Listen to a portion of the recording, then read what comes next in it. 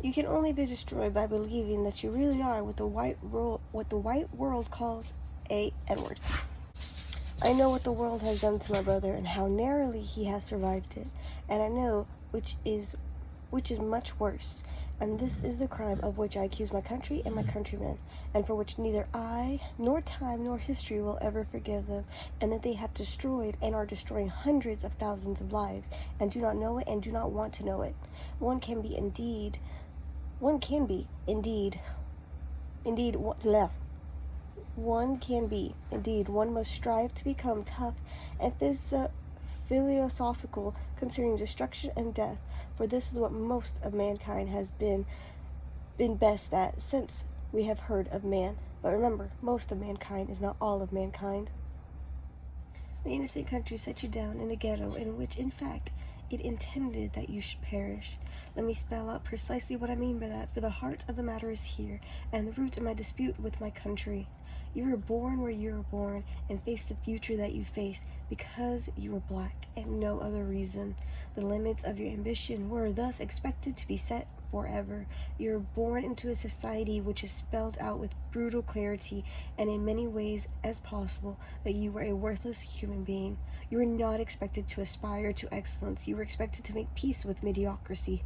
Whether you have turned, James, in a short time on this earth, you have been told where you can go, and what you can do, and how you can do it, and where you can live,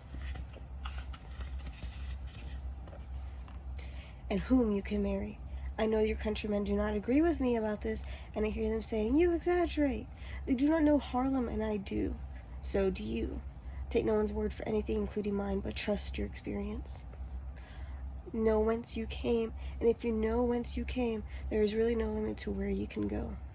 The details and symbols of your life have been deliberately constructed to make you believe what white people say about you. Please try to remember that what they believe as well. Please try to remember that what they believe as well as what they do and cause you to endure does not testify to your inferiority, but to their inhumanity and fear. The really terrible thing, old buddy, is that you must accept them, and I mean that very seriously. You must accept them, and accept them with love, for these innocent people have no other hope. They are, in effect, still trapped in a history which they do not understand, and until they understand it, they cannot be released from it. They have had to believe for many years, and for innumerable reasons, that black men are inferior to white men. Many of them indeed know better, but, as you will discover, people will find it difficult to act on what they know.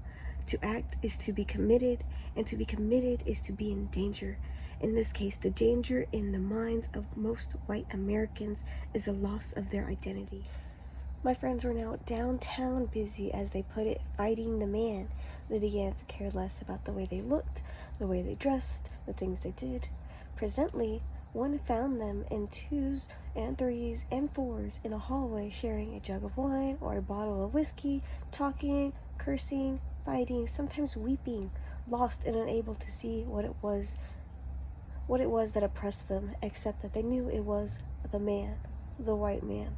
And there seemed to be no way whatever to remove this cloud that stood between them and the sun, between them and love and life and power, between them and whatever it was that they wanted. One did not have to be very bright to realize how little one can do to change one's situation. One did not have the abnormally sensitive to be worn down to a cutting edge by the incessant and gratuitous humiliation and danger one encountered every working day, all day long. One would never defeat one's circumstances by working and saving one's pennies, and one would never, by working, acquire that many pennies, and besides, the social treatment accorded even the most successful Negroes prove that one needed, in order to be free, something more than a bank account. One needed a handle, a lever, a means of inspiring fear. It was absolutely clear that the police could whip you and take you in as long as they could get away with it. I do not know many Negroes who are eager to be accepted by white people, still less to be loved by them. They, the blacks, simply do not wish to be beaten over the head by whites every every instant of our brief passage on this planet. White people in this country will have quite enough to do in learning how to accept and love themselves and each other, and when they have achieved this, which will not be tomorrow and may very well be never, the Negro problem will no longer exist, or will no longer be needed. The Negro's experience of the white world cannot possibly create in him any respect for the standards by which the white world claims to live in. His own condition is overwhelmingly proof that white people do not live by these standards. Negroes had excellent reasons for doubting that money was made or kept by any very striking adherence to the Christian virtues. It certainly did not work that way for black Christians. In any case, white people who had robbed black people for their liberty and who profited by this theft every hour that they lived had no moral ground to stand on which to stand. They had the judges, the juries, the shotguns, the law, in a word, power. But it was a criminal power to be feared but not respected, and to be outwitted in any way whatever. And those virtues preached but not practiced by the white world was merely another means of holding Negroes in subjection. Negroes in this country and Negroes do not, strictly or legally speaking, exist in any other, are taught really to despise themselves from the moment they open their eyes on the world. This world is white and they are black. White people hold the power, which means that they are superior to blacks intrinsically, that is, God decreed it so. And the world has innumerable ways of making this difference known and felt and feared. Long before the Negro child perceives this difference, and even long before he understands it, he has begun to react to it. He has begun to be controlled by it. Every effort made by the child's elders to prepare him for the fate from which they cannot protect him causes him secretly, in terror, to begin to await, without knowing that he is doing so, his mysterious and inexhaustible punishment. He must be good, not only in order to please his parents, and not only to avoid being punished by them.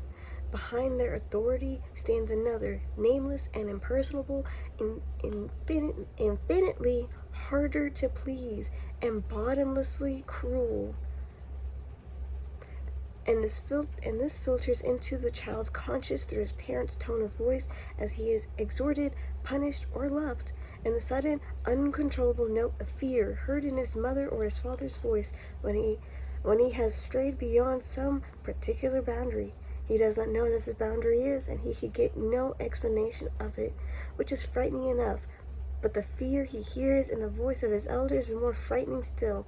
The fear that I hear in my father's voice, for example, when I realized that I really believed I could do anything a white boy could do, and had every intention of proving it, was not like the fear I heard when one of us was ill and had fallen down the stairs or strayed too far from the house. It was another fear, a fear that the child, in challenging the white world's assumption, was putting himself in a path of destruction. I was also able to see that the principles governing the rights and customs of the churches in which I grew up did not differ from the principles governing the rights and customs of other churches. White. The principles were blindness, loneliness, and terror. The first principle necessarily and actively cultivated in order to deny the two others. I would love to believe that the principles were faith, hope, and charity, but this is clearly not so for most Christians and for what we call the Christian world. I realized that the Bible had been written by white men. I knew that according to many Christians, I was a descendant of Ham, who had been cursed, and that I was therefore predestined to be a slave. This had nothing to do with anything I was, or contained, or could become. My fate had been sealed forever from the beginning of time, and it seemed, indeed, when one looked over looked out over Christendom,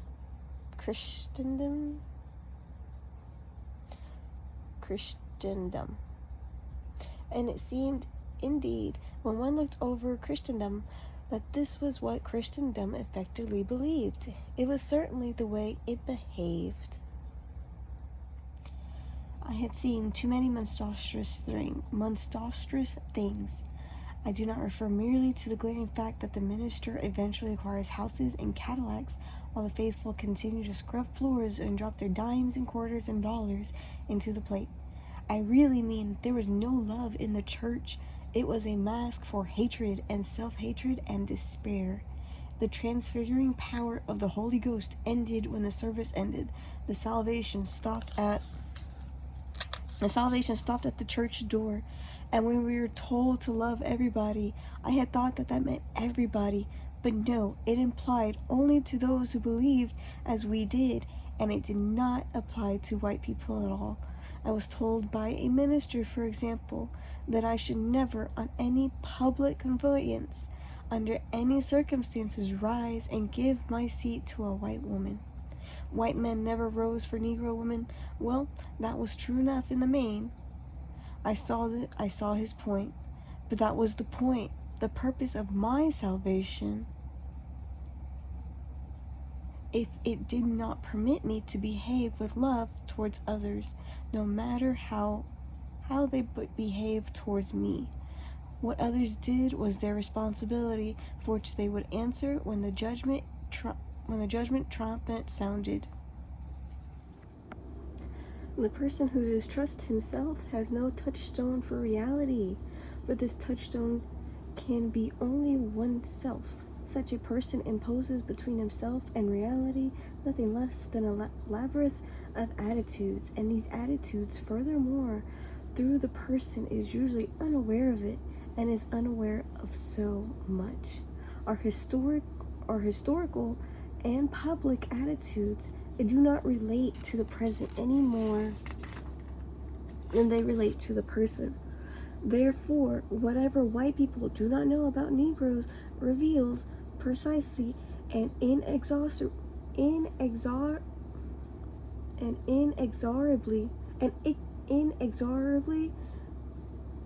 Therefore, whatever white people do not know about Negroes reveals precisely and inexorably what they do not know about themselves. A white man's heaven, sings a black Muslim minister, is the black man's hell. When the white man came to Africa, the white man had the Bible, and the African had the land. But now it is the white man who is being reluctantly and bloodily separated from the land, and the African who is still attempting to digest or to vomit up the Bible. The struggle, therefore, that now begins in the world is extremely complex, involving the historical role of Christianity in the realm of power, that is, politics, and in the realm of morals. In the realm of power, Christianity has operated with an unmitigated arrogance and cruelty necessary, since a religion ordinarily opposes on those who have discovered a true faith in the spiritual duty of liberating the infidels. This particular true faith, moreover, is more deeply concerned about the soul than it is about the body, to which fact the flesh and the corpse of countless infidels bear witness. It goes without saying, then, that whoever questions the authority of the true faith also contests the right of the nation that holds this faith to rule over them. Contest, in short, their title to his land. The spreading of the gospel, regardless of the motives or the integrity or the heroism of some of the missionaries, was an absolutely indispensable justification for the planting of the flag. Priests and nuns and school teachers helped to protect the sick and sanctify the power that was so ruthlessly being used by people who were indeed seeking a city, but not one in the heavens and one and one to be made, very definitely by captive hands. The Christian church itself, again, as distinguished from some of its ministers, sanctified and rejoiced in the conquest of the flag, and encouraged, if it did not formulate, the belief that conquest, with the resulting relative well-being of the Western population, was proof of the favor of God.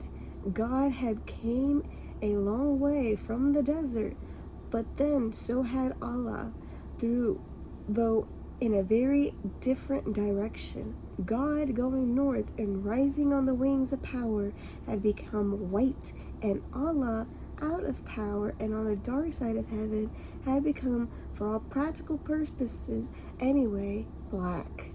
Thus, in the realm of morals, and the role of Christianity has been at best ambivalent, even leaving out of account the remarkable arrogance that assumed that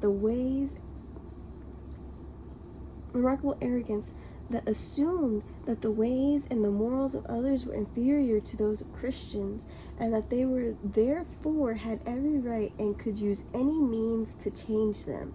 The collision between cultures and the schizophrenia in the mind of Christendom had rendered the domain of morals as chartless as the sea once was, and as treacherous as the sea still is. It is not too much to say that whoever wishes to become a truly moral human being, and let us now ask whether or not this is possible, I think we must believe that it is possible, must first divorce himself from all the prohibition, crimes, and hypocrisy of the Christian church. If the concept of God has any validity or any use, it can only be to make us larger, freer, and more loving. If God cannot do this, then it is time we get rid of him. Time catches up with the kingdoms and crushes them, gets its teeth into doctrines and rends them. Time reveals the foundation on which any kingdom rests and eats at those foundations, and it destroys doctrines by proving them to be untrue. In those days, not so very long ago, when the priest of that church which stands in Rome gave God's blessing to Italian boys being sent out to ravage a defenseless black country, which until that event incidentally had not considered itself to be black, it was not possible to believe in a black God. To entertain such a belief would have been to entertain madness. But time has passed, and in that time the Christian world has revealed itself as morally bankrupt and politically unstable.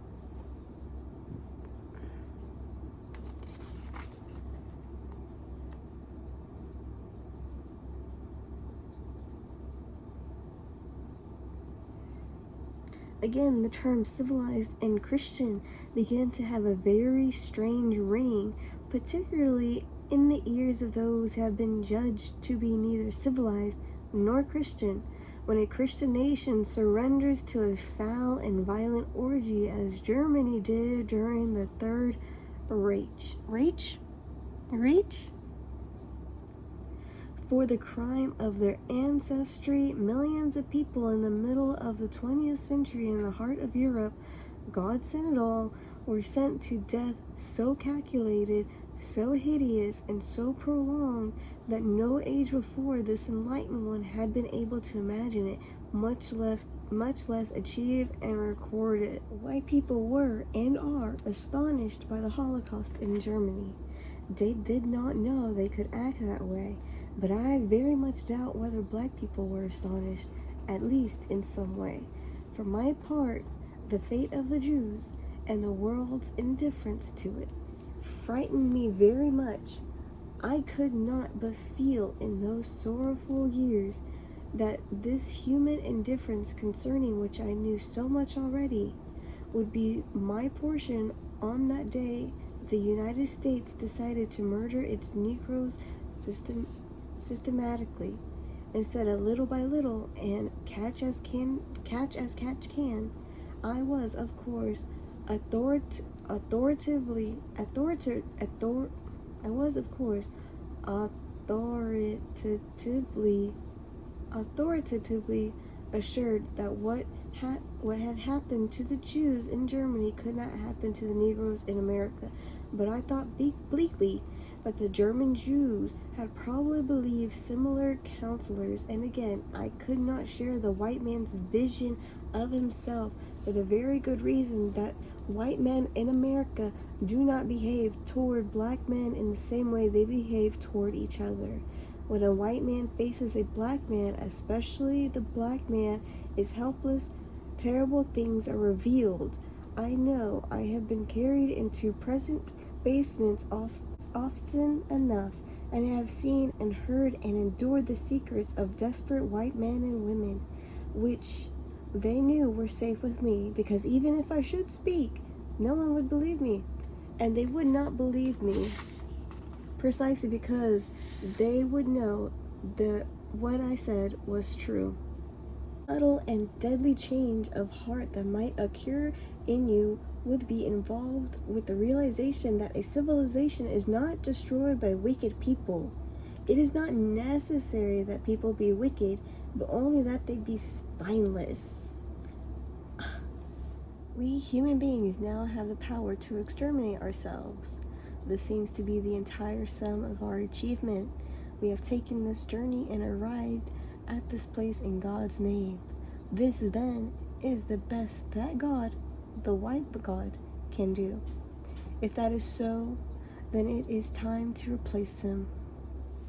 In the United States, violence and heroism have been made synonyms except when it comes to the blacks.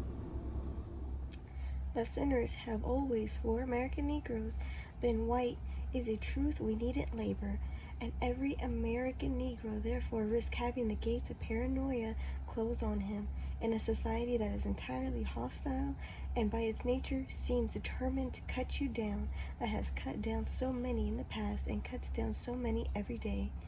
It begins to be almost impossible to distinguish a real from a fancied injury. The truth about the black man as a historical entity and as a human being has been hidden from him deliberately and cruelly. The power of the white world is threatened whenever a black man refuses to accept the white world's definitions. So every attempt is made to cut that black man down. Not only was made yesterday, but is made today. Who and then is to say with authority where the root of so much anguish and evil lies. Why then is it not possible that all things began with the black man and that he was perfect, especially since this is precisely the claim that white people have put forward for themselves all these years? Furthermore, it is now absolutely clear that white people are a minority in the world, so severe a minority that they are now look rather more than an invention, and that they cannot possibly hope to rule it any longer. People cannot live without this sense, their sense of their own worth. They will do anything, whatever, to regain it. This is why the most dangerous creation of any society is that a man who has nothing to lose. You do not need 10 such men. One will do. Protect your women. A difficult thing to do in a civilization sexually so pathetic that the white man's masculinity depends on the denial of the masculinity of the blacks.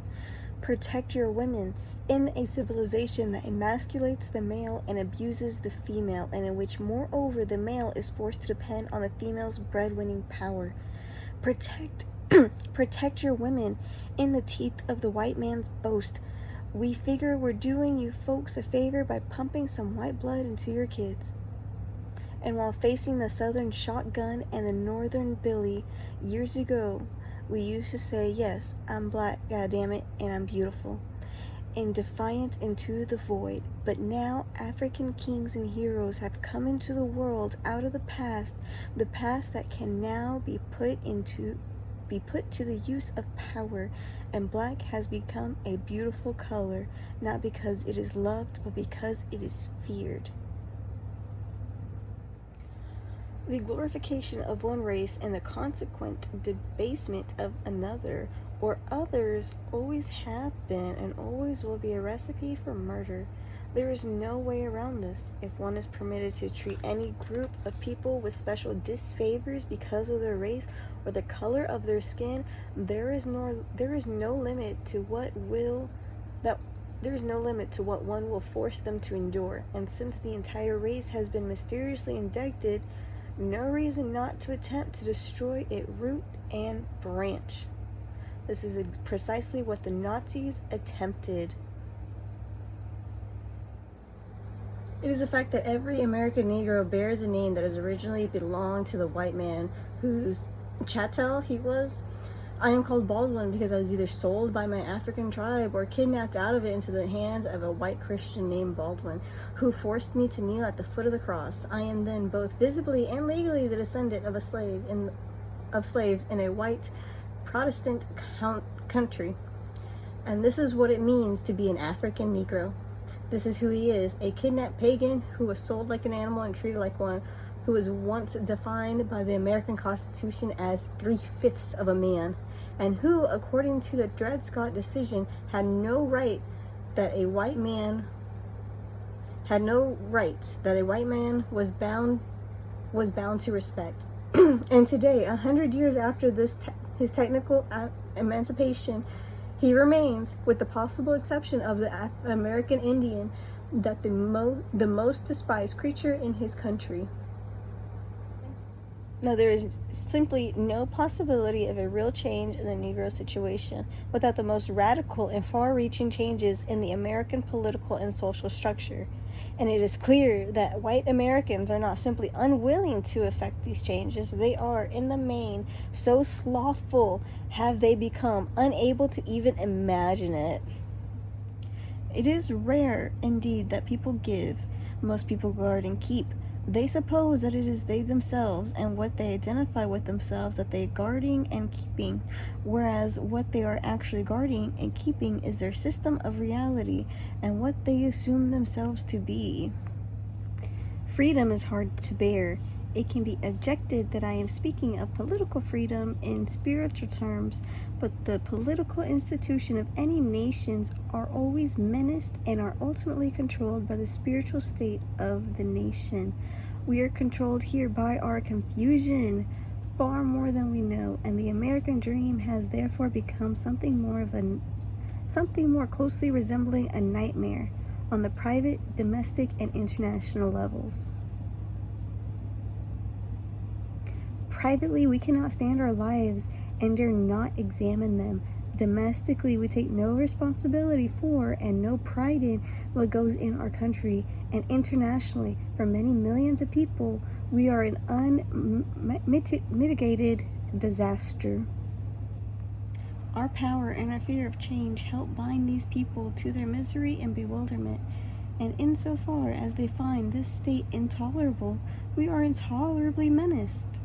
For if they find their state intolerable, but are too heavily oppressed to change it, they are simply pawns in the hands of larger powers, which in such contexts are always unscrupulous, and when eventually they do change their situation, as in Cuba, we are menaced more than ever by the vacuum that succeeds all violent upheavals.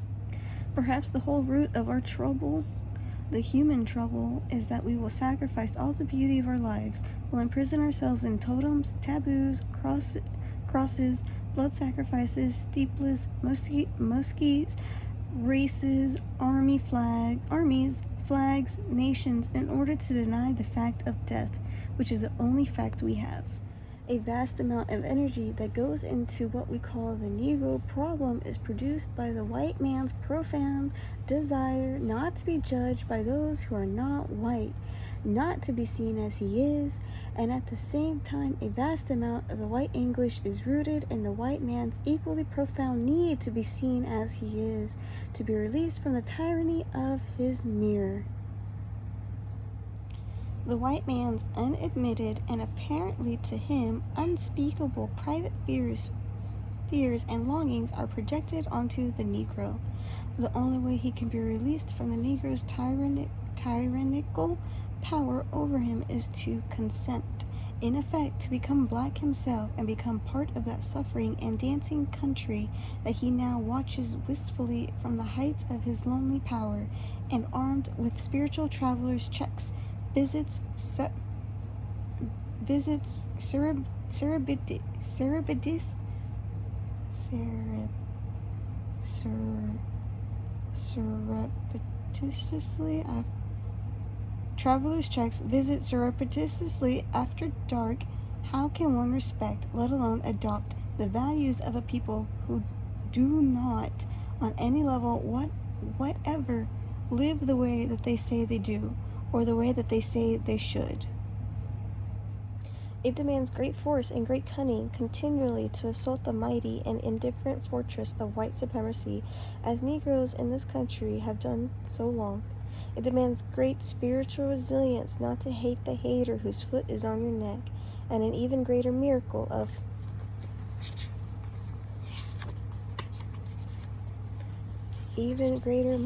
of perception and charity not to teach your children to hate. The American Negro has the great advantage of having never believed the collection of myths to which white Americans cling, that their ancestors were all freedom-loving heroes, that they were born in the greatest country the world has ever seen, or that Americans are invincible in battle and wise in peace, that Americans have always dealt honorably with Mexicans and Indians and all other neighbors or inferiors, that American men were the most direct and virile, and American women are pure. Negroes know far more about white Americans than that. It can almost be said, in fact, that they know about white Americans, what parents, or anyway, mothers, know about their children and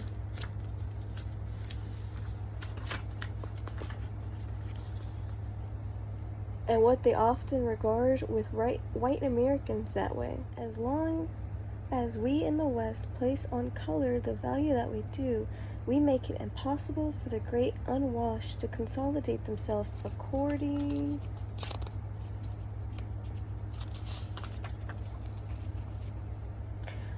to any other principle. Color is not a human or a personal reality, it is a political reality. But there is a distinction so extremely hard to make that the West has not been able to make it yet. And at the center of this dreadful storm, the vast confusion stand the black people of this nation, who must now share the fate of a nation that has never accepted them, to which they were brought in chains.